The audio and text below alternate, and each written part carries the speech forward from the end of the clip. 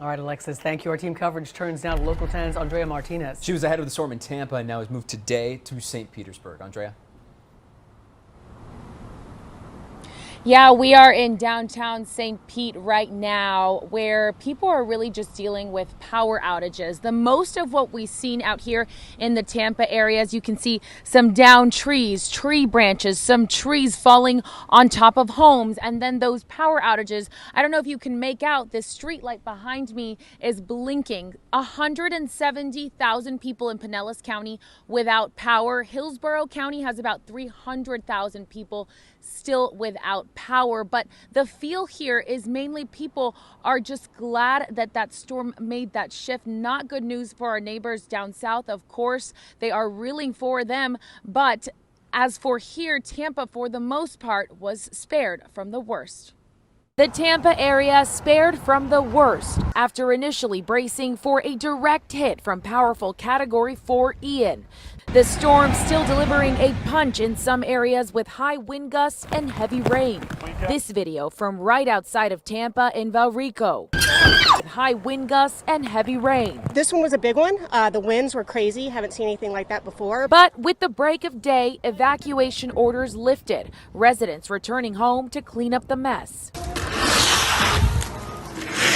We got so lucky in the fact that the hurricane turned the way it did, because if a direct hit, we would have been underwater. That's what folks here were prepared for, a major storm surge. But instead, the water receded. I'm a commercial fisherman, so I'm on this water every day. So, I mean, I've never seen it like this. Today, the water is back. Tampa police still warning residents to stay off the streets as downed trees are still on top of homes and debris and fallen power lines litter the roadways. Pinellas County officials saying help is on the way. Emergency vehicles were seen heading out as early as 7 this morning en route to Charlotte County, where help is desperately needed.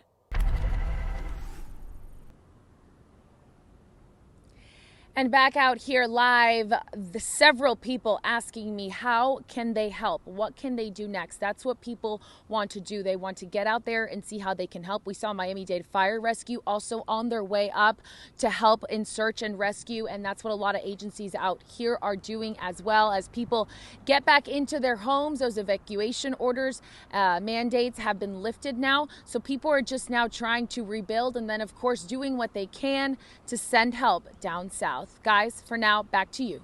But Andrea, to your point there, a lot of people do want to pitch in, especially the folks in the Tampa Bay area who feel pretty lucky that they escaped as easily as they did. But I know the governor was saying, please don't leave and head south to Naples or Fort Myers. Is that what you're also hearing? Definitely don't leave, but people are pretty much asking me, what can they do to help? Can they send donations? But yes, definitely not leaving. Leave that to the officials, as we just saw those officials in Pinellas County on their way. They were well prepared to weather this storm here. So now they're using those resources, taking them down south and doing what they can to help out. Christy?